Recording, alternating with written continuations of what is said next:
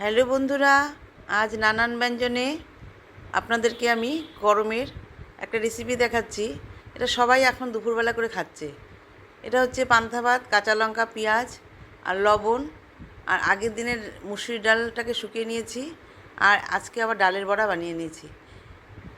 এইভাবে পান্তা ভাতটা খেলে শরীরটা ঠান্ডা থাকে। এখন সবাই দুপুরবেলা বেশিরভাগই পান্তা ভাত খাচ্ছে এই গরমে। এইভাবে একদিন খেয়ে দেখবেন, বেশ ভালো লাগে। আর পেঁয়াজের শরীরটাও ঠান্ডা রাখে। আর আজকে আমি আপনাদেরকে এই লাল শাকটা বানিয়ে দেখাচ্ছি। লাল শাকগুলোকে আমি ভালো করে ধুয়ে নিয়েছি, অনেকবার করে ভালো করে ধুয়ে নিয়েছি, কারণ এর মধ্যে বালু থাকে। খুব ভালো করে ধুয়ে নিয়ে এখন এগুলোকে কুচি করে নিয়ে এর মধ্যে লবণ দিয়ে একটু মাখিয়ে রাখবো।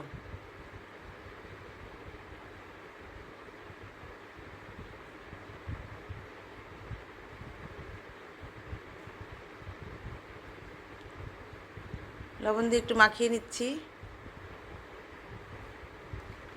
কড়াইতে তেল বসিয়ে দিয়েছি, আর তেলের মধ্যে দুটো শুকনো লঙ্কা ভেজে নিচ্ছি।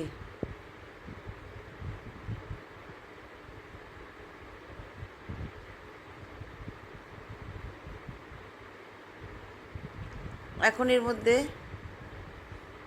একটু কালো জিরে ছিটিয়ে দিলাম।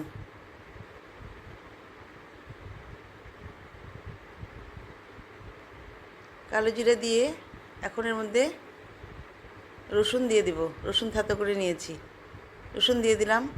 আর যারা নিরামিষ খাবেন তারা রসুন দেবেন না, শুধু শুকনো লঙ্কা কালো জিরে দিয়েই খেয়ে নেবেন, তাতেও ভালো লাগে। এখন একে রসুনটাকে একটু হালকা করে ভেজে নেব।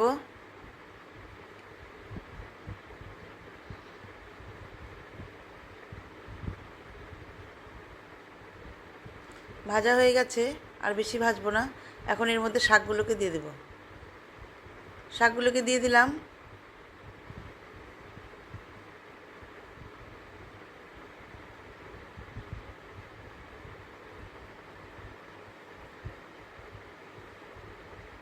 এখন এটা তেলের সঙ্গে ভালো করে মিশিয়ে দিব, রসুনের সাথে এখন ভালো করে মিশিয়ে দেব।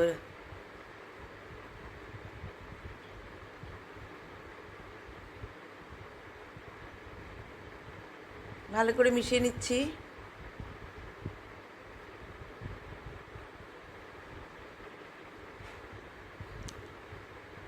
মেশানো হয়ে গেছে। এখন এর মধ্যে সামান্য হলুদ দিয়ে দিলাম। শাকে হলুদ দেয় না, তবু আমি সামান্য একটু দিয়ে দিলাম। আর লবণটা পরে দেখে দেব। আপনারা সবাই এইভাবে খান জানি, তবু আপনাদের কাছে যদি আরও কোনো রেসিপি থাকে আমাকে অবশ্যই কমেন্টস করে জানাবেন, তাহলে আমি একটু শিখে নেব। আর দুটো কাঁচা লঙ্কা ফেলে দিলাম।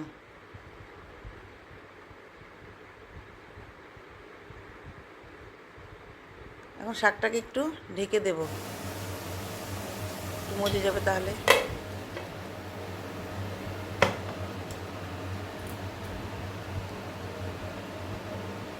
শাকটাকে ঢেকে দিয়েছি, আর এদিকে আমি অল্প ডালের বড়ি ভেজে নিচ্ছি, শাকে দেব।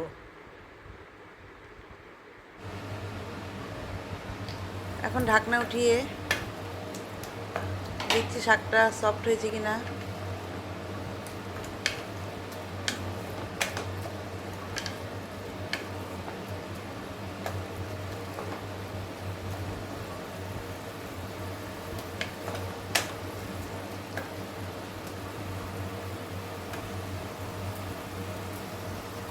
এখন এর মধ্যে ডালের বড়িগুলো দিয়ে দিচ্ছি।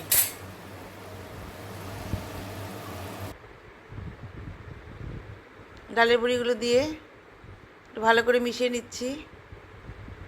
ডালের বড়িগুলোকে একটু ভেঙে ভেঙে দেব।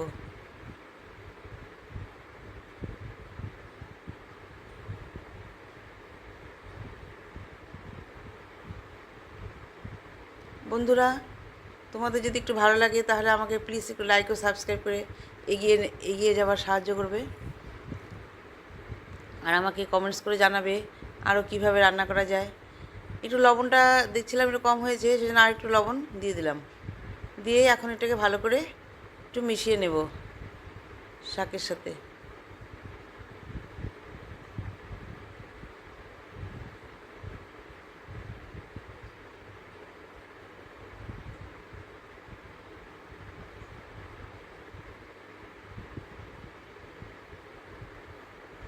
এখন এটাকে একটু ঢেকে দিচ্ছি।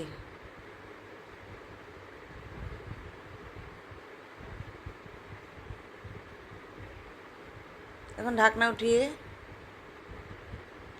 শাকটাকে ভালো করে মিশিয়ে দিচ্ছি বড়ির সাথে, দিয়ে আর একটু ঢেকে দিলাম। এখন আমার শাকটা প্রায় হয়ে গেছে। এখন শাকটাকে নামিয়ে নেব। বন্ধুরা, প্লিজ আপনারা আমার সাহায্য করবেন আর আমার পাশে থাকবেন, আর একটু সাবস্ক্রাইব করে দেবেন আর কমেন্টস করে দেবেন।